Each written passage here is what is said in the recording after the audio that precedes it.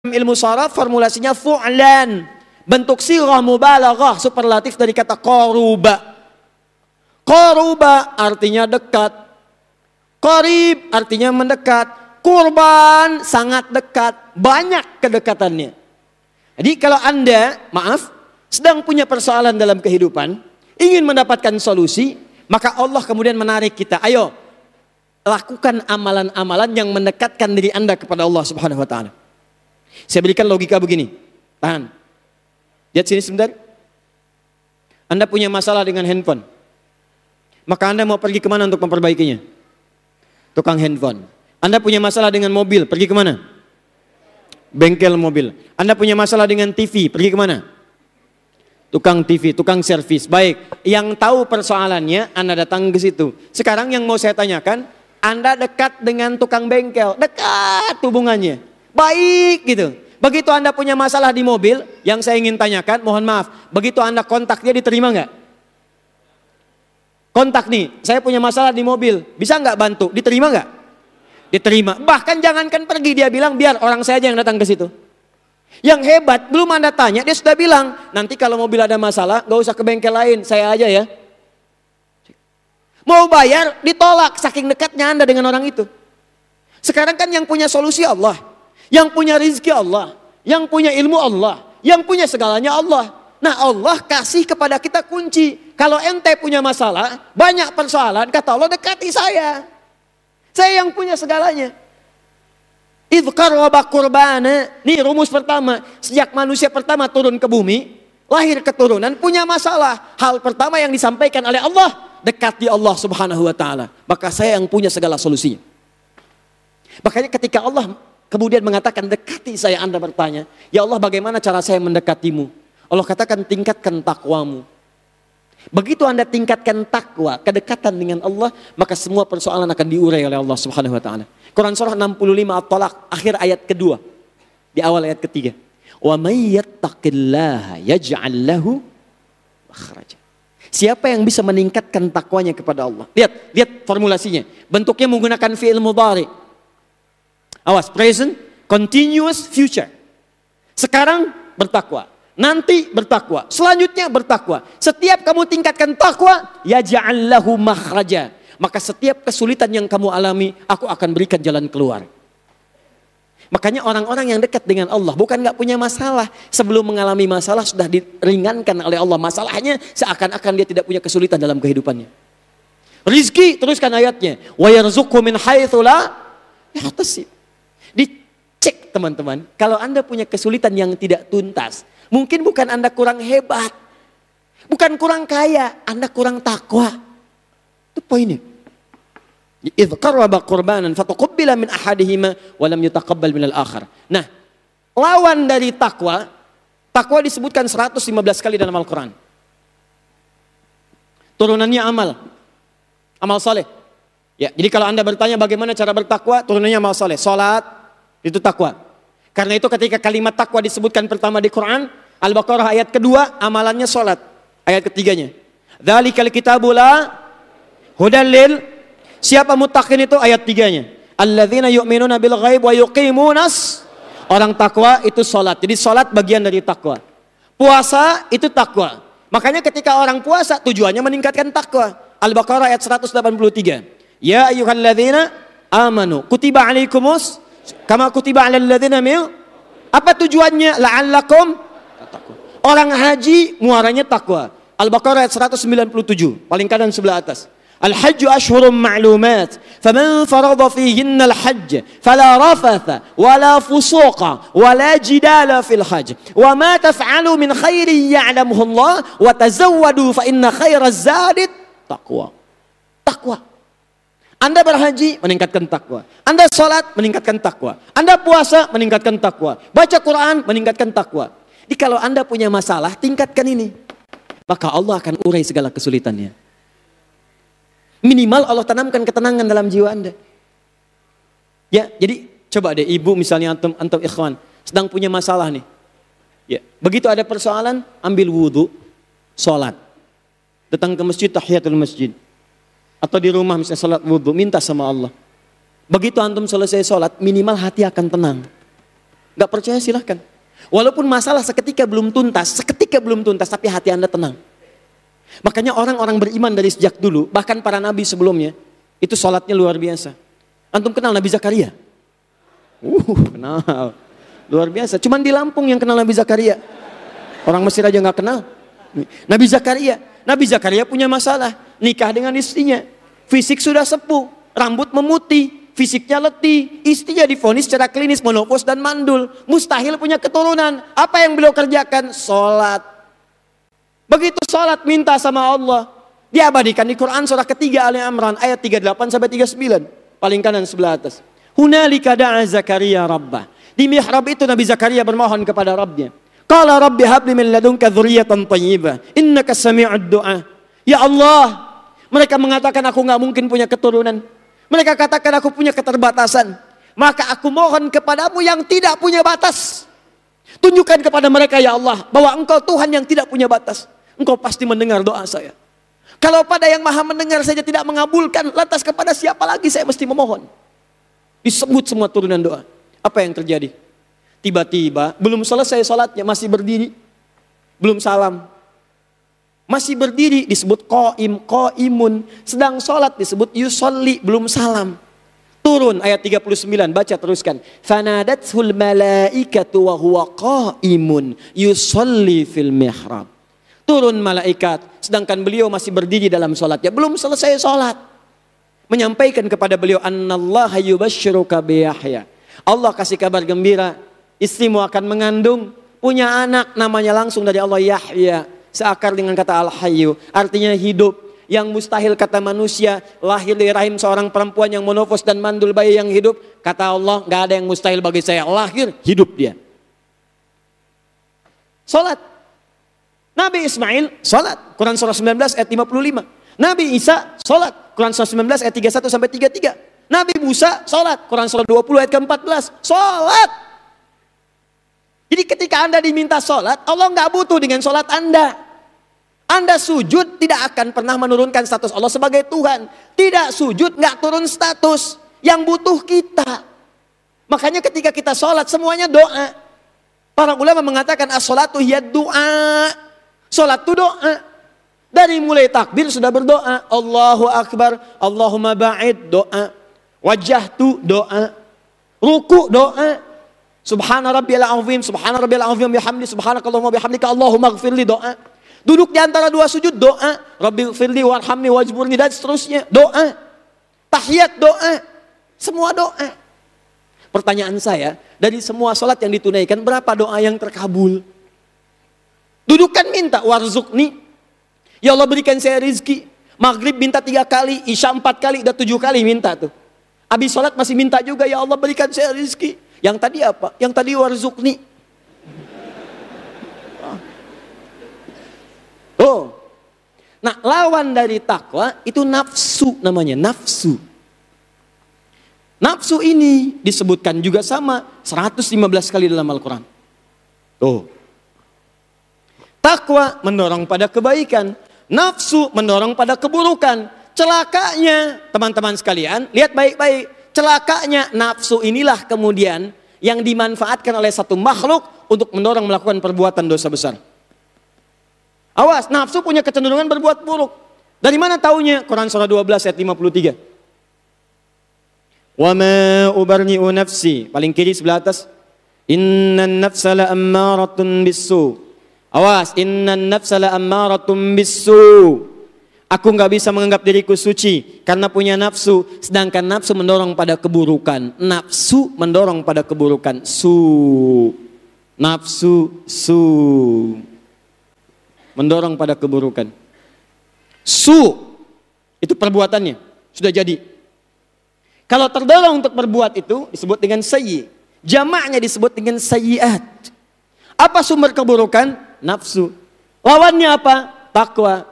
Nah sekarang, jikalau ada seseorang kemudian disebutkan di Quran, surah kelima ayat 30, pelaku pembunuhan pertama di muka bumi, apa yang menyebabkan dia kemudian terdorong untuk membunuh saudaranya? Ternyata salah satunya ketidakmampuan dia mengendalikan nafsu. Fatawwa'at lahu nafsuhu qatla akhi. Maka dorongan tannya disebut dengan fujur. Misal begini nih, misal contoh. Ini ada dorongan keburukan nih. Ayo. Bunuh. Pukul dulu. Dalam diri nih, ada yang goda. Pukul. Tiba-tiba dorongan ini merambat ke tangan untuk mukul. Maka rambatan keburukan disebut dengan fujur namanya. Kalau yang baik-baik disebut dengan fajar namanya. Fajar atau infajar, pancaran kebaikan yang bermanfaat. Quran surah kedua Al-Baqarah ayat 60, paling kanan sebelah atas. Wa idzistasqa Musa liqaumihi faqul nadrib bi'asakal hajar fanfajarat minhu 12 'aina. Ketika umatnya Musa minta kepada Musa, ya Musa mintakan kepada Rabbmu, saya pengen air. Kami ada 12 suku, minta air. Maka difirmankan oleh Allah, Musa pukulkan tongkatmu yang kayu ke batu itu. Asa tongkat kayu, batu. Kayu sama batu kuat mana? Batu. Cuma karena tongkatnya Musa mukjizat dipukul ke batu, pecah batu. Antum bukan nabi, tongkat antum bukan mukjizat. Tongkat Musa dipukulkan ke batu, kayu mukul batu, keluar 12 mata air. Fanfajarat minhu 12 'aina. Tongkat antum terbuat dari emas, pukulkan ke batu, terluar 12 air mata. Naik tuh. Tapi kalimatnya mata air keluar itu infajar. Infajar, kenapa disebut infajar? Karena terpancar sumber-sumber kebaikan. Dari situ bisa minum, itu ada manfaat, jadi energi, bisa ibadah. Nah sama, kenapa salat pertama disebut salat fajar? Karena ketika Anda mendengar Allahu Akbar, terpancar dari dalam diri Anda untuk merespon ibadah dengan mendengar suara adzan itu. Maka bergerak ke tangan, bergerak ke mata, bangun. Bergerak ke tangan, dorong. Bergerak ke kaki, cepat berdiri. Itu pancaran kebaikan disebut dengan fajar. Paham? Kalau dorongannya buruk disebut dengan fujur. Fujurun. Dari sini ngedorong ke tangan, pukul. Tahan. Sudah, kalau tidak mau mukul, dengan kata-kata, hina dia, cela dia, keluar di lisan. Saya nggak mau menghina, saya tidak mau mencela, saya tidak mau seperti orang itu tuh. Orang itu jelek banget. Nah misal gitu kan, keluar. Itu fujur. Jadi begitu merambat disebut fujur. Begitu keluar disebut dengan su. Nafsu kadang disebut dengan fujur. Fujur kadang dilawankan dengan takwa. Turun Quran surah 91 Asy-Syams ayat 7 sampai 10. Wa nafsi wa ma fa'alhamaha wa taqwaha. Fujur. Ini rambatannya. Mendorong was-wasnya dari sini masuk, dibisikkan dari sini, merambat dari sini, keluarlah perbuatan buruk apa yang disebut dengan su. Siapa yang bisikan itu? Setan. Tahu dari mana? Quran surah keempat ayat 118 sampai dengan 119. Paling kanan dari tengah sedikit ke bawah. La'anahullah. Setan dilaknat oleh Allah. Wa qala la attakhidanna min ibadika nasiban mafruḍa. Begitu dilaknat dia katakan, ya Allah, saya terlanjur dilaknat. Saya terlanjur dilaknat. Karena sudah terlanjur dilaknat, maka saya akan mengajukan sebuah permintaan. Saya akan tunjukkan saya lebih hebat daripada Adam. Awas. Ini prinsip setan. Setan itu kalau sudah salah, sekalian salah sekalian. Ya, terlanjur basah, ya sudah mandi di, bukan cuma di kali, ada yang di kamar mandi, ada yang di mana-mana. Nah, setan prinsipnya salah, terlanjur salah, ya sudah berkali-kali salah. Jadi kalau dia sudah salah, salah aja. Nah ini kadang-kadang diwariskan pada manusia. Kalau Anda pernah salah dan merasa, udahlah, sudah divonis salah. Udahlah, orang tua sudah menganggap saya nggak bagus. Udahlah, di kantor saya sudah dicap nggak bagus. Sudahlah, di kampus saya dikenal dengan orang yang jelek. Maka teman-teman, ketahuilah Anda sedang dikerjai oleh setan pada saat itu. Dia sedang mewariskan penyakit pertama. Sudah, saya sudah divonis buruk oleh Allah, sekalian saya salah. Saya tunjukkan kepada Allah saya lebih hebat dibandingkan Adam. Lihat baik-baik, ya Allah, berikan saya kesempatan, saya janjikan akan mengambil bagian dari jiwa manusia yang akan saya goda itu untuk menyesatkan manusia. Dalam jiwa disebut dengan nafas. Wa nafsi wa ma sawwaha. Jiwa manusia sempurna. Ada dua bagian di dalamnya. Fa'alhamaha fujuraha wa taqwaha. Fujur takwa. Takwa itu jiwa kebaikan. Gak mungkin disentuh setan. Jiwa kebaikan setan gak punya kekuatan. Ya, dalam diri kita ada dorongan kebaikan. Disebut takwa. Ada dorongan kebaikan. Yang dorong namanya malaikat. Disebutkan 88 kali dalam Al-Quran. Malaikat disebutkan 88 kali di Quran. Ini yang mendorong sifat takwa. Ya, masih ingat tadi amalan takwa contohnya apa? Salat. Salat panggilannya disebut apa? Adzan. Begitu antum dengar adzan kan suka ada dorongan dalam hati. Allahu Akbar, Allahu Akbar. Cepat, sudah adzan, siap-siap. Nanti terlambat. Bagaimana kalau diwafatkan dalam keadaan belum salat? Nah, itu jiwa takwa. Dan dia mencegah keburukan. Makanya ketika Anda berbuat yang tidak baik, ingin terfikir, dicegah oleh sifat takwa, jangan kerjakan. Nggak percaya, pulang dari sini, iseng-iseng ambil sendal teman saudaranya. Ambil. Setelah itu pakai oleh antum. Begitu akan digunakan, maka jiwa takwa Anda akan mengatakan, ini bukan punya kamu. Jangan lakukan. Bagaimana kamu nggak malu datang ke pengajian, pulang bawa sendal orang diwafatkan sedang memakai sendal orang lain. Tuh. Yang dorong malaikat. Tapi jangan lupa, setan pernah mengajukan permintaan kepada Allah. Ya Allah, saya nggak bisa menguasai jiwa takwa, sudah ada malaikat di sini. Maka berikan saya kesempatan untuk bisa memberikan was-was pada sisi yang lain, nafsu. Wa qala la attakhidanna min ibadika nasiban mafruḍa. Berikan bagian saya untuk saya kuasai jiwa manusia. Masuklah dia lewat nafsu. Ayat 119 ya dia katakan langsung. Wala udhillannahum. Saya akan sesatkan mereka dari sini. Berikan was-was. Begitu Anda keluar, mau pakai sendal orang, tiba-tiba takwa Anda mengatakan, jangan pakai, jangan pakai. Kata nafsu, memang jangan pakai yang ini, yang itu aja yang lebih bagus. Nafsu. Tuh. Sama. Itu setan, caranya halus. Kantor, tanda tangan. Begitu lihat, nggak benar proyek nih, nggak benar nih. Datang Pak, gawap tanda tangan aja Pak, 100 juta. Takwa mengatakan, jangan lakukan, dosa. Orang nyogok dan disogok, neraka dua-duanya. Rasi wal murtasi finnar. Yang nyogok, yang disogok, di neraka. Ah, nggak mau ah. Saya selalu sholat, tangan orang tahiyat tidak akan pernah berbuat. Tiba-tiba Pak, naik Pak, 10 miliar. Nafsu berkata, istihoroh aja dulu, istihoroh dulu. Tuh istihoroh tuh. Nafsu. Kadang-kadang begitu, halus, tapi menjerumuskan. Ayo sholat.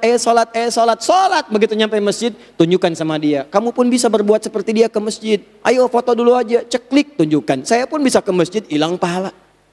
Nafsu. Ya, wala umanniyannahum. Saya kasih angan-angan, berhayal. Saya tanya pada antum, siapa yang selama hidupnya gak pernah berhayal? Angkat tangan, saya berikan hadiah umroh. Tuh, begitu saya sebut umroh, berhayal, antum senang di sana. Saya cek. Siapa yang tidak pernah menghayal? Merencanakan sesuatu, boleh. Fa'idha faraghta fansab. Kalau sudah selesai, rencanakan. Bahkan rencana sampai akhirat. Quran surah ke-59 misal, ayat ke-18. Paling kiri sebelah atas. Ya ayyuhalladzina amanu taqullaha wal tanzur nafsum ma qaddamat lighad. Silakan siapkan, bikin rencana sampai kembali kepada Allah. Jangan cuma sampai kampus, jangan cuma sampai dunia. Kalau jadi ahli matematika saja, yang belum beriman pun bisa. Bagaimana caranya matematika itu membantu Anda mendekat kepada Allah. Bagaimana astronomi itu bisa menghitung waktu kapan puasa yang tepat. Kapan Idul Fitri, kapan Idul Adha. Jadi ibadah. Bagaimana nilai arsitek antum itu bisa mendesain masjid. Bikin tempat wudhu, begitu orang wudhu, antum dapat pahalanya. Bagaimana antum tukang kertas, supaya kertas itu jadi mushaf. Begitu dibaca orang, antum dapat pahalanya. Itu visi kita. Kalau cuma jualan kertas, yang lain pun jualan. Kalau cuma bikin bangunan, yang lain bikin bangunan. Bahkan Fir'aun punya arsitek khusus namanya Haman. Bangunannya sampai sekarang masih ada. Sudah 3.500 tahun yang lalu. 2.000 tahun dari Nabi Musa ke Nabi Muhammad. 1.500 tahun dari Nabi Muhammad ke kita. Jadi sudah ada contohnya. Muminya ada, jelek lagi. Ayo ke sini. Paham? Nah, ini nafsu. Siapa yang bisikan nafsu? Yang memberikan khayalan? Setan. Bunuh ya, dia tuh. Begitu kamu bunuh, saya berikan 10 miliar. Dia udah menghayal 10 miliar. Punya mobil baru, padahal mobil belum ada. Punya rumah, padahal rumah belum ada. Belum tentu begitu mau bunuh, diwafatkan oleh Allah. Sedang wafat dalam keadaan membunuh. Nggak dapat apapun yang dihayalkan oleh setan. Makanya ketika Anda menghadirkan hayalan dalam diri, Anda sedang dikuasai oleh setan. Dan dahsyatnya, setan disebutkan 88 kali dalam Al-Quran. Ini takwa disebutkan 115 kali. Lawannya nafsu disebutkan 115 kali. Yang menguasai, mendorong takwa disebut malaikat disebutkan 88 kali. Yang mendorong nafsu itu setan disebutkan 88 kali. Pembunuhan pertama terjadi karena dorongan oleh setan dibisikkan kepada nafsu. Paham sampai sini? Jadi kalau ada orang sedang tergerak untuk membunuh orang lain, itu artinya dirinya sedang dikuasai oleh setan, sedang bermain dalam dirinya. Awas, setan yang pernah menjebak bapak ibu kita dulu. sampai dikeluarkan dari surga. Quran surah kedua ayat 36. Ya, awas hati-hati, setan asalnya iblis yang tidak mau sujud hormat kepada Adam. Quran surah kedua ayat 34. Iblis asalnya dari jin yang sesat, jin yang fasik, yang menyimpang dari ketentuan Allah. Quran surah ke-18 ayat ke-50. Kana minal jinni fafasaqa an amri rabbih. Jadi inti yang pertamanya, mohon izin, jadi penyebab utama kalau ada seseorang terdorong membunuh, maka dia sedang dikuasai oleh apa? Setan. Jadi kesimpulan pertama, setan menggerakkan apanya? Nafsu. Nah, sekarang pertanyaannya, di nafsu ini apa yang didorong oleh setan supaya orang bisa membunuh? Tadi kan begini, saya akan kasih hayalan, saya akan sesatkan. Nah, sekarang ada orang yang disesatkan setan sampai membunuh. Ada orang yang diberikan hayalan oleh setan sampai membunuh. Pertanyaannya, faktor apa saja yang diberikan hayalan oleh setan sehingga seseorang tergerak untuk membunuh? Apa saja detailnya? Masih ada waktu? Sampai jam berapa kita? Hati-hati. Ada kajian lagi setelah ini? DKM mana DKM? Tidak ada kajian? Baik. Baik insya Allah. Gak apa-apa insya Allah. Sampai jam berapa? Baik insya Allah. Antum sampai jam 11. Saya jam 9 kurang seperempat pulang ya. Ini sudah setengah 9. Jadi saya ambil kurang lebih hanya 11 menit lagi ya. 11 menit. Tanya jawabnya besok. Saya berikan waktu yang sangat luas ba'da subuh untuk tanya jawab. Silahkan antum sampaikan. Nanti insya Allah besok akan kita bahas. Khusus besok tidak ada materi. Besok hanya menjawab pertanyaan saja. Besok subuh. Ya. Baik. Sekarang saya selesaikan dulu yang ini. Sudah sini fokus. Lihat sini. Lihat sini. Fokus. Ada 3 hal. Awas, awas. Kita sambil berikan solusi sekalian. Ya, sambil kita berikan solusi sekalian. Ada 3 hal yang menjadikan setan mendorong seseorang untuk tergerak menyakiti orang lain bahkan sambil membunuh. Bahkan sampai membunuh. Hati-hati, maksud saya kalau Anda sedang ada di 3 kondisi ini, Anda mesti hati-hati. Karena setan akan mendorong Anda untuk bisa melakukan dosa yang kedua ini. 1. Pertama, setan menggoda seseorang untuk bisa menghabisi nyawa orang lain, memberikan angan-angan dalam perihal kedudukan, jabatan. Awas hati-hati, kalau antum sedang mendapatkan amanah dari kedudukan dalam satu jabatan, maka ini bisa dimainkan oleh setan untuk mengeksekusi orang lain sampai tingkat dosa yang paling tinggi. Karena takut ada saingan, saingan saya nggak boleh muncul. Sakiti dia. Masih selamat, bunuh dia. Ini yang paling bahaya. Apa dalilnya? Quran surah kedua Al-Baqarah ayat ke-49. Paling kiri sebelah atas. Kenal Fir'aun? No.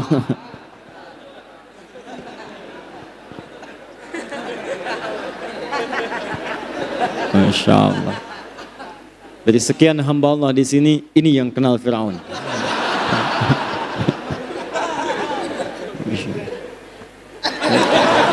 Khair insyaallah. Fir'aun berkuasa. Kekuasaannya digunakan dengan cara yang zalim, kasar. Kata-katanya kasar, bukan cuma kasar. Kalau sudah berkata kasar, resikonya nyawa, Mas. Saya nggak suka dengan rambutnya nih. Tolong pisahkan kepalanya dari badannya. Jadi bukan nyuruh-nyukur Fir'aun tuh. Makanya Nabi Musa alaihissalam ketika diutus untuk berdakwah kepada Fir'aun, pertama kali berdoa kepada Allah supaya hatinya dilapangkan sehingga kalau dicela, dimaki habis, itu bisa bersabar dengan makian. Maka beliau berdoa kepada Allah, Rabbi syrahli wa yassirli wahlul uqdatan min yafqahu. Rabbi syrahli sadri, Allah lapangkan hati saya supaya kalau dicela saya nggak balas. Sebab kalau kurang sabar berdoa dikabulkan, celaka juga. Ya Allah, saya bosan dengan orang ini, ya Allah, kata-kata yang buruk matiin aja sekarang. Tapi hikmah dakwah tidak akan muncul. Ikhtiarnya tidak akan nampak. Itu Fir'aun. Jadi kata-kata kasar. Jadi kalau ada pemimpin sekarang, diamanahi jabatan kata-katanya kasar, sebetulnya dia orang yang sangat terlambat, sudah keduluan sama Fir'aun. Jangan diikutin, jangan bersaing. Fir'aun itu kedudukannya lebih hebat, ngaku Tuhan, Anda bayangkan. Diabadikan di Quran, Ana rabbukumul a'la. Saya Tuhan kalian yang paling hebat. Orang sekarang paling banter ngaku nabi. Cek silakan. Jawa Barat tuh, saya datang sama MUI, di Jawa Barat tuh hampir tiap bulan kemarin itu ada nabi baru. Anda bayangkan. Persoalannya sederhana, setiap ada yang ngaku nabi, ada pengikutnya, itu masalahnya. Kalau cuma ngaku, misalnya ada nabi baru, ada ngaku nabi, itu sudah oleh nabi sudah diprediksi. Kata Nabi, la nabi ya ba'di, tidak akan ada nabi setelah saya. Ya, dalam mafhum mukhalafahnya, Nabi mengatakan kalau ada orang ngaku nabi, sudah sampaikan pada diri Anda, ini nggak benar, tinggalin aja, jangan buang-buang energi. Jadi kalau ada orang ngaku nabi, dia telat, sebetulnya telat. Karena Nabi sudah sampaikan, la nabi ya ba'di, nggak ada nabi setelah saya. Maksudnya kalau ada yang ngaku, tolak aja. Sudah, jangan buang-buang waktu. Dulu sudah ada Musailamah, disebut Musailamah Al-Kadzdzab. Banyak ngaku. Jadi kalau ada orang sekarang ngaku, sebetulnya telat, terlambat dia. Yang paling heran itu setiap ada yang ngaku, ada pengikutnya. Itu masalahnya. AM, pelatih bulu tangkis. Ngaku nabi, tangkap sama polisi. Tuh, begitu ditangkap, diinterogasi. Kenapa mengaku nabi Anda? Saya ke Bogor Pak, dapat wahyu. Bayangkan. Orang ke Bogor dapat talas, dia dapat wahyu. Tangkep tuh. Ya. Gak mau kalah tuh Bogor, Bandung, tukang cukur. Ngaku nabi, ada pengikutnya, tangkep lagi. Jakarta ibu kota negara, harus lebih elit, malaikat naik dikit. Aku malaikat LE, minta izin sama gubernur mendaratkan malaikat Jibril di Monas. LE dulu tuh tangkap polisi, hukum 2 tahun. Polisi kita jangankan teroris, malaikat ditangkap tuh. Luar biasa. Dukung yang begitu tuh. Ya, paham? Ini Firaun lebih dahsyat lagi, ngaku Tuhan. Ana rabbukumul a'la. Dia memposisikan diri sebagai Tuhan. Dia menyelewengkan kedudukannya. Satu, digunakan pada yang kasar. Yang kedua, ngaku Tuhan. Dan hobinya adalah ini yang paling dahsyat. Begitu kedudukannya dia pertahankan untuk zalimi orang lain. Tiba-tiba orang di sekitarnya mengatakan. Rahib-rahibnya, dukun-dukunnya mengatakan. Main dukun lah gitu. Main dukun. Jadi kalau ada orang sekarang pengen dapat jabatan, ikutan main dukun, dia keduluan sama Firaun. Kasih tahu tuh. Kalau ada yang main dukun, kasih tahu. Maaf, Anda telat. Kasih gambar mumi di sampingnya. Udah duluan orang ini. Hasilnya begini. Gituin aja, hasilnya begini. Sakitnya di sini, di sini, di sini, di sini. Ayo mau pasang apapun. Jambul Khatulistiwa, pasang ini, pasang itu, silahkan aja. Main dukun, begini hasilnya. Paham? Tayyib. Disampaikan oleh dukunnya. Akan lahir nanti seorang anak yang saat ia tumbuh akan menghancurkan kekuasaanmu. Penyakit pertama. Tumbuh, dia akan mengambil kedudukanmu. Tumbuh, dia akan hancurkan kekuasaanmu. Maka apa yang kemudian dia katakan pada pasukannya? Setiap ada ibu yang sedang mengandung, maka mesti ada algojo yang mendampinginya. Amati sampai dengan kelahirannya. Kalau yang lahir perempuan, bebaskan dia. Kalau lahir laki-laki, eksekusi langsung di hadapan ibu yang baru melahirkannya. Saya tadi katakan, sembelih. Lihat, sembelih. Cara menyembelihkan 2 tadi saya bilang. Satu apa? Nahar. Jangan jatuhkan, langsung. 2 apa? Zabaha. Jatuhkan, gorok. Kalau cuma sekali begini, sekali, itu zabaha. Sifatnya zabha. Kalau berkali-kali begini, itu zabbaha pakai tasydid. Zabbaha yuzabbihu. Kalau yang disembelih banyak dan menggorok terus-terusan, maka gunakan fi'il mudhari. Terus yuzabbihu. Kalau yang melakukan banyak, tambah waw dan nun di ujungnya. Yuzabbihuna. Nih kebiasaan Firaun. Bukan cuma 1-2 bayi, hobi bunuh. Wa idz najjaynakum min ali Fir'aun. Ingatlah hei umatnya Musa ketika kami selamatkan kalian dari kekejaman Fir'aun dan koleganya. Ali Fir'aun, kolega Fir'aun. Jadi biasanya kedudukan itu kalau sudah menyimpang tidak sendirian. Akan berkomplot dengan orang-orang sekitarannya. Makanya zaman Fir'aun itu pas banget. Semuanya ada. Lihat baik-baik ya.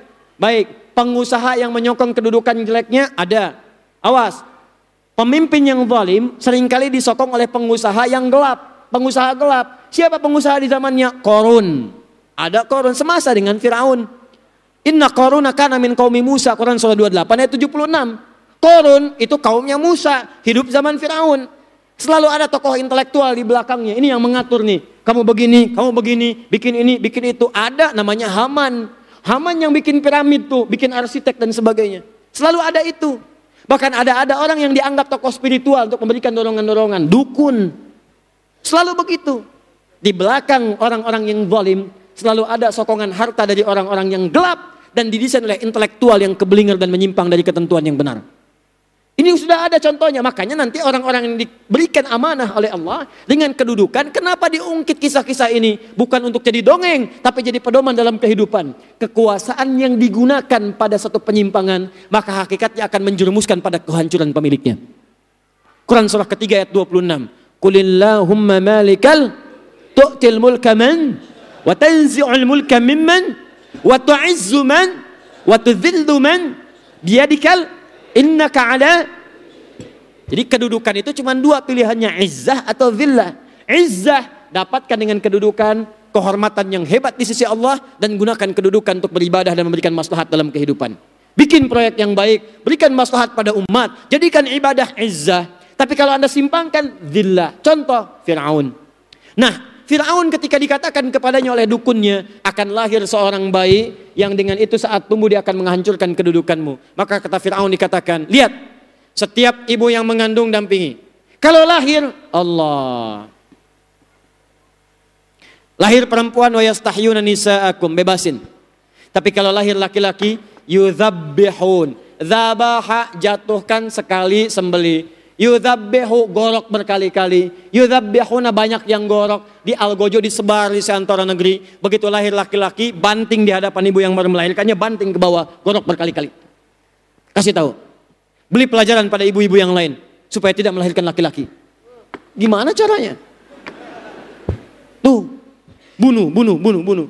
Yang ingin saya sampaikan, pembunuhan ini terjadi didasarkan karena takut kehilangan kedudukan dan jabatan yang sedang dititipkan oleh Allah Subhanahu wa taala. Jadi, jabatan itu ketika diamanahkan, itu akan cenderung melahirkan bisikan setan. Kalau tidak menjadikan penyimpangan hadir dalam jabatan, maka dia akan memberikan bisikan untuk menyingkirkan saingan-saingan yang mungkin bisa menggulingkan dia dari jabatannya. Hati-hati. Ini ujian. Anda dititipkan jabatan.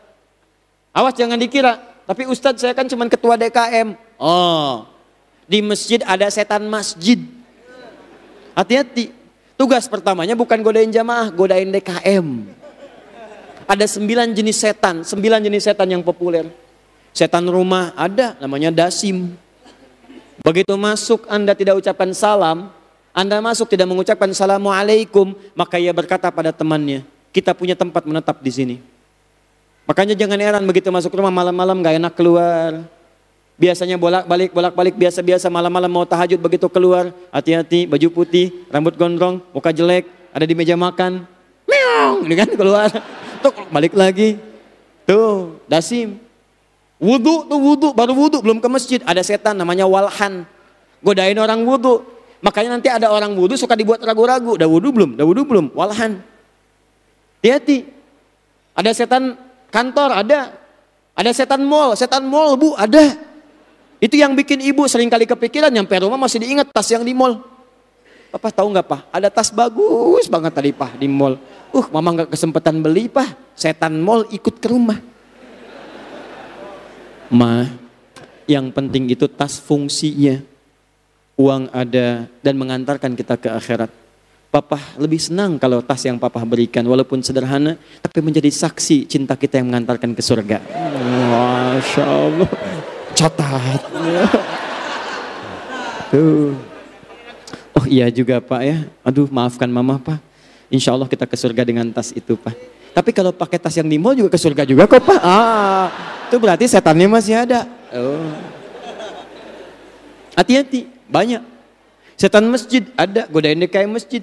Makanya kalau masjid belum jadi, semuanya kompak, semangat. Begitu udah jadi, bisa ribut. Tuh. Jamaahnya males. Ngapain ke masjid? DKM-nya aja ribut. Setan masjid. Banyak. Ganti DKM, jangan yang ini. Ganti datang, ribut. Kajian bisa saling ribut. Ini bisa saling ribut. Ya, saling usir kajian, saling ini, saling itu. Tuh. Setan masjid. Anda bayangkan. Apalagi kedudukan. Makanya hati-hati. Setiap kedudukan yang melekat pada diri Anda itu ujian untuk membuat kebijakan-kebijakan yang baik. Makanya saya sarankan DKM bikin kebijakan yang baik. RT, nih Pak RT ya, RW. Yang lain-lain teman-teman, ya Anda itu tidak dituntut dengan hasil. Cuman progres yang dilihat. Begitu diangkat jadi ketua RT, bikin surat pertama kali dari jabatan. Apa isi suratnya? Kami menganjurkan kepada warga yang muslim supaya saat waktu sholat bisa menunaikan sholat di masjid. Khusus untuk hari Sabtu dan Ahad yang libur, maka kita adakan sholat subuh di masjid berjamaah. Tuliskan. Sudah begitu dituliskan, jangan mikirin siapa yang ke masjid. Yang harus Anda ketahui, setiap orang ke masjid yang karena surat Anda dituliskan, maka Anda mendapat bagian dari pahalanya. Hadis Muslim hadis 1402. Man sanna fil islami sunnatan hasanatan, falahu ajruha mithla ajri fa'iliha min ghairi an yankusa min ardi syai'. Siapa yang mengajarkan satu sunnah kebaikan dalam Islam, diikuti oleh orang lain, maka dia mendapatkan bagian pahalanya. Di hadis Muslim dengan redaksi yang berbeda, man dalla ala khairin falahu ajru mithla ajri fa'ili min ghairi an yankusa min ardi syai'. Siapa yang menunjukkan memfasilitasi pada kebaikan, mendapatkan kebaikan yang sama dengan yang mengerjakan tanpa dikurangi sedikit pun. Anda cuma nulis, ayo ke masjid. Tiba-tiba 5 orang berangkat ke masjid. Dia belum sholat baru nyampe masjid. Baru nyampe ke masjid, di hadis Muslim sudah mendapatkan 25 kebaikan. Jarak 1 ke 2 500 tahun, 2 ke 3 500 tahun, 3 ke 4 500 tahun. Begitu dia mendapatkan 25 kebaikan, Anda pun mendapatkan 25 kebaikan yang sama tanpa dikurangi sedikit pun. Dia masuk baca doa. Dari doa ada pahala, Anda dapat pahalanya. Dia sholat tahiyatul masjid, ada dapat pahalanya. Dia baca Quran, setiap hurufnya dapat 10 kebaikan. Alif lam mim, dia dapat 30, Anda dapat 30. Masya Allah. Kenapa antum ke masjid? Saya dapat himbauan dari ketua RT. Ini himbauan yang bagus, saya pengen ke surga. Datang dia. Dia belum tahu siapa ketua RT-nya. Begitu sudah sholat, Anda tahu nggak siapa ketua RT-nya? Mau baca Quran. Si fulan, dia udah banyak pahalanya. 1 huruf aja, nun. Tuh, dengan level yang paling tinggi. Ya, jabatan tuh semakin tinggi, godaannya semakin luar biasa. Belum dilantik sudah rame. Silakan cek, semakin tinggi itu semakin begitu. Naik, yang tadinya nggak ada jadi ada. Silakan cek. Itu belum dilantik, belum ada, sudah muncul gejalanya. Apalagi sudah ada, itu yang paling bahaya. Ya, paham? Kecebong dibawa-bawa, kolok dibawa-bawa, macam-macam. Padahal mereka aja nggak pernah berebut begitu. Silahkan cek. Hati-hati, hati-hati. Nanti kita hadirkan solusinya. Jadi hal pertama kali yang melekat godaan untuk pembunuhan yang terjadi pada zaman Fir'aun adalah ketika jabatan dititipkan. Jadi kalau antum nanti melekat jabatan, itu antum akan hadir godaan dalam diri atau dalam sekitaran. Nanti saya ajarkan doa dalam Al-Quran. Ya kalau sudah ada kedudukan, nanti ada doa dalam Al-Quran. Bagaimana caranya antum dijaga. Tidak menyelewengkan kedudukan, atau juga dilindungi oleh Allah supaya tidak diganggu oleh orang lain yang bisa mencelakakan antum juga. Paham sampai sini? Baik. Nah saya tutup sebentar. Di antara doanya, Quran surah ke-21. Kalau ingin dicatat silakan. Ayat 87 sampai dengan 88. Ini doanya Nabi Yunus alaihissalam. Zikirnya amalkan nih zikirnya. Wa dhannuni idh dhahaba mughadiba fa dhanna lan naqdir alaihi fanada fi dhulumati. Awas. Apa doanya Nabi Yunus? La ilaha illa subhanaka inni kuntu minal. Taib. Amalkan itu. Ya. Beliau punya kedudukan, dakwah pada umatnya diganggu sampai kemudian naik ke kapal, kemudian dilukai, ya. Dilukai dalam arti dilemparkan ke lautan, ditelan oleh ikan paus. Saya mau tanya pada Anda, maaf teman-teman, maaf. Kalau ditelan ikan paus itu, kira-kira di dalamnya gelap atau terang? Sudah pernah masuk? Gelap. Baik, kira-kira pengap atau enggak? Pengap. Sakit atau tidak? Sakit. Ini yang paling dahsyat. Tahu Anda, ketika beliau mengamalkan zikir tadi, La ilaha illa anta subhanaka inni kuntu minadh dhalimin. Fastajabna lahu. Kami jawab itu. Yang paling menarik, kami selamatkan dia. Beliau itu kan masuknya ke perut ikan apa? Ditelan ikan apa? Paus. Tapi saat Allah mengatakan kami selamatkan, redaksi ikannya dibuang, gak ada redaksi ikan. Fanajjainahu minal ghammi. Kami selamatkan dia dari awan gelap yang menyelimuti. Gham, sesuatu yang gelap membuat pekat. Seakan-akan sulit membuat gerakan kita. Gelap, pekat. Jadi Allah memberikan gambaran peristiwanya yang luas, bukan contoh kasusnya. Seakan-akan ingin menggambarkan ada orang di kemudian hari, walaupun tidak ditelan ikan paus, Tapi dia punya persoalan yang membuat dia seakan-akan gelap. Pekat. Suasana terang tapi saking sulitnya masalah. Jalan goyang seakan gelap. Pengap, ke rumah sakit cek. Gula darah naik, tensi mulai tinggi. Makanan mulai nggak enak. Kenapa? Persoalan. Ada ancaman, ada teror, ada ini, ada itu. Gelap. Dan hebatnya belum selesai ayatnya. Wa kadzalika nunjil mu'minin. Demikian pula kalau ada orang beriman mengalami peristiwa yang sama, dia mengamalkan zikirnya Nabi Yunus alaihi salam, dzannun, kami akan selamatkan mereka seperti Allah menyelamatkan Yunus alaihi salam. Paham?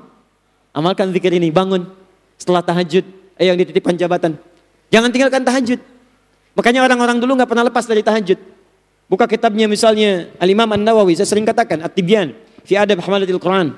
Ya, terbitan Darul Kutub Al-Islamiyah yang warna merah marun, halaman 37, paling kanan sebelah atas. Paragraf 1, baris 1 sampai 3.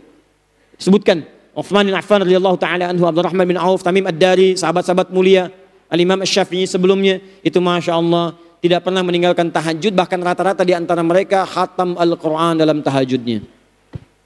Masya Allah. Amalkan. Ya, ayat yang selanjutnya, terakhir. Nabi Muhammad kedudukannya tinggi. Ya, awas, hati-hati. Saat belum diangkat Nabi, nggak diganggu. Disebutnya Al-Amin lagi. Al-Amin, Al-Amin, Abu Jahal, Abu Lahab, dan Abu-Abu yang lainnya. Ya, itu nggak ganggu, tuh biasa aja. Bahkan ada yang nitipkan harta. Muhammad nitip. Tapi begitu punya kedudukan diangkat menjadi Nabi, jadi Rasul. Punya kedudukan mulai cemburu. Takut Abu Lahab. Takut kemudian Abu Jahal. Takut kemudian yang lain-lain kehilangan kedudukannya, maka ingin menyingkirkan Nabi SAW. Tuh, contoh paling konkret. Apa yang dilakukan? Tingkat paling tingginya setelah mereka mencoba bernegosiasi, berdiplomasi, ditolak oleh Nabi. Walau matahari diletakkan di tangan kananku, bulan diletakkan di tangan kiriku, aku tidak akan pernah meninggalkan perintah Allah Subhanahu wa taala. Allahu Akbar. Coba prinsip itu dibawa. Ayo. Ya, abang datang dong ke rumah, jangan cuma bilang sayang, lamar aku. Wah, kalau cuma melamar gampang, walau mentari diletakkan di tangan kananku, bulan diletakkan di tangan kiriku. Masya Allah, saya pikir-pikir dulu ya. Itu berarti belum kuat dia, belum kuat. Ya, jangan biarkan pada seseorang yang hanya menyentuh dengan kalimat-kalimat sayang, sayang, katakan, jangan tuliskan namaku dalam WhatsAppmu, tuliskan namaku dalam buku nikahku. Contoh. Wow, itu yang indah. Kenapa jadi ke situ? Ayo balik lagi. Ntar pembahasan jomblo nanti lain waktu ya. Nanti kita akan bahas dengan turunan-turunannya. Jomblo dibagi 3. Jomblo syariah, jomblo sengketa, dan jomblo fisabilillah. Kita bahas nanti. Lain waktu. Sampai mana tadi kita? Sampai mana? Tuh, jomblo fisabilillah. Balikin. Apa yang terjadi? Dikirim 100 orang. Pasukan khusus. Anak-anak muda. Pemuda terpilih khusus. Kalau sekarang pasukan khusus lah. Angkatan darat punya Mawar, Kopassus. Angkatan laut punya Denjaka, pasukan hantu. Ya, angkatan udara punya Kopaska. Masya Allah. Wah. 100 orang kumpulin yang terbaik. Kepung rumahnya Muhammad SAW. Kepung. Di situ ada 3 orang yang sudah merencanakan hijrah. Dikepung tuh sama 100 orang, pasukan khusus. Kata para sejarawan, jangankan manusia, hewan lewat terdeteksi, hewan. Lalat, nyamuk sejenisnya, itu terawasi. Luar biasa, lalat. Tuh, nyamuk sejenisnya terdeteksi. Ini diawasi 3 orang. Apa yang dilakukan oleh Nabi? Tenang aja. Masya Allah. Katakan kepada Ali bin Abi Thalib radhiyallahu ta'ala anhu, karamahullahu wajhah. Seorang pemuda mulia, taatnya kepada Allah luar biasa. Sampai dipasangkan oleh Nabi SAW, dinikahkan dengan putrinya Fatimah Zahra yang paling terkasihnya. Ali dicintai oleh Nabi, seperti Nabi mencintai Abu Bakar. Seperti Nabi mencintai Umar bin Khattab. Seperti Nabi mencintai Uthman dan yang lainnya. Ali taat kepada Allah dan Rasulnya. Masih muda. Abu Bakar sudah menjelang sepuh. Ya, seusia hampir dengan Nabi levelnya. Ali, tidur kamu di tempat tidur saya, kata Nabi. Tempat tidur Nabi itu yang diincar, pilihannya nyawa. Ali mengatakan, bala ya Rasulullah, siap. Tidak pernah keluar kalimat-kalimat tawaran. Jangan saya Rasulullah, Abu Bakar aja yang tuaan dikit. Bisa tidak. Dia tahu perintah. Abu Bakar siap menemani saya. Tapi yang paling menarik, tiba-tiba ditutup kemudian mata para orang-orang yang 100 itu. pasukan khusus yang ingin mengeksekusi dengan pedang terhunus itu. Tiba-tiba ditutup matanya, datang kantuk dan ketiduran. Nabi dengan santainya keluar dari situ. 100 orang pembunuh yang siap mengeksekusi, cuman dibikin ngantuk oleh Allah, keluar Nabi dengan santainya, dengan sahabat Abu Bakar radhiyallahu ta'ala anhu. Apa doanya tuh? Apa doanya? Ada doa yang dikumpulkan dalam amalan spesial. Yang kalau Anda kerjakan amalan ini dan membaca ayatnya, maka Anda akan dilindungi seperti Allah melindungi Nabi Muhammad SAW. Ayatnya kita teruskan dalam pertemuan berikutnya. Baik ya? Saya sudah lewat, sudah jam 9 ini ya. Baik, nanti kita akan bahas dalam pertemuan berikutnya. Termasuk 2 hal yang belum kita bahas. Juga nanti cara bertobat bagi orang yang pernah melakukan perbuatan dimaksud. Saya ingin sampaikan pengumuman yang sangat penting. Pertama, tahan sebentar. Insya Allah pertanyaan ini akan dikumpulkan oleh panitia. Dan ba'da subuh kita akan bahas ini semua. Kami ikut insya Allah. Kedua, saya ingin mengajak Anda semua berpartisipasi, tapi ini pilihan. Menjadi hamba Allah yang akan dibanggakan sampai dengan hari kiamat.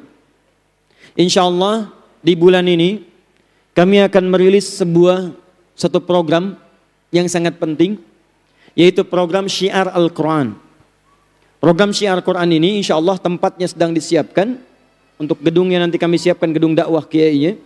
Tapi kelasnya sudah dibuat dan siap, ada 4 kelas yang utama. Insya Allah akhir bulan ini akan di launching. Saya katakan pada Anda, kalau nanti dekat dengan Bekasi, Anda bisa merapat sesuai jadwal. Tapi kalau Anda di Lampung, Anda cukup bikin nanti komunitas atau tempat tertentu, kita akan lakukan siaran langsung nanti ke setiap tempat yang kita bina, integrasikan ke pusat kita di Bekasi. Nanti kalau masuk, Anda daftar lewat quantumakhir.com, di situ ada kelas pengusaha, ada kelas dokter, ada kelas umum, profesional, ada kelas ibu rumah tangga. Nanti terkait dengan Quran ada 3 kelas. Kami kerjasama dengan teman-teman juga para asatidz dan masyayikh.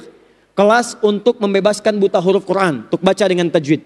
Jadi ada teman-teman dari Yaman, dari Mesir, dan juga nanti ada Ustadz Al-Banna. Kita nanti akan diskusi, kalau kemungkinan Allah berikan waktu nanti untuk itu semua. Ya.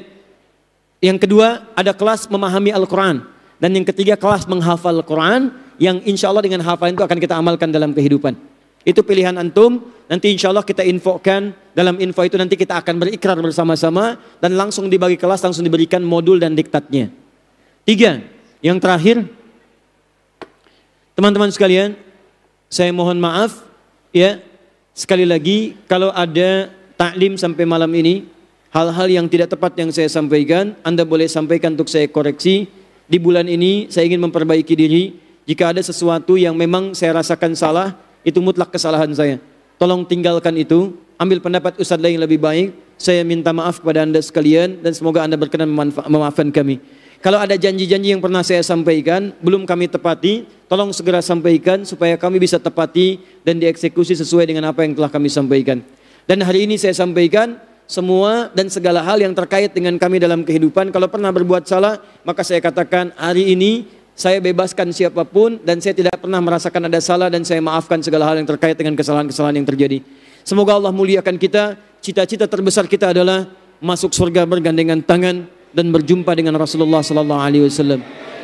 Subhanakallahumma wa bihamdika asyhadu an la ilaha illa anta astaghfiruka wa atubu ilaik. Wa akhiru da'wana alhamdulillahi rabbil alamin. Wal afu minkum. Assalamualaikum warahmatullahi wabarakatuh.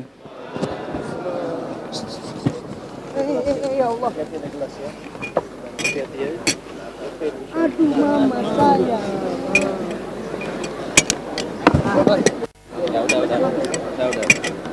Udah. Udah diwakili.